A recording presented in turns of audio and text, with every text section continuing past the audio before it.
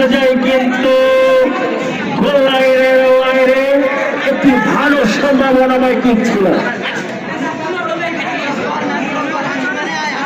Nabila sports Kumarkhali ফাঁদে পড়েছেন Nabila sports একাদশের খেলোয়াড়রা।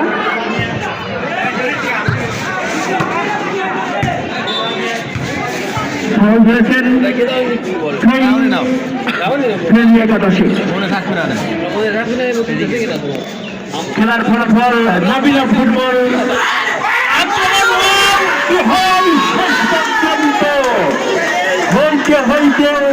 হতে হলো না। একটি ভালো সম্ভাবনা সৃষ্টি করেছিলেন একাদশ বেসিক্যালের যাত্রায় নামারখালী। খেলার ফলাফল নাবিলা স্পোর্টস কুমারখালী 0, একাদশ 0। প্রথমার্ধের খেলা চলছে। খেলার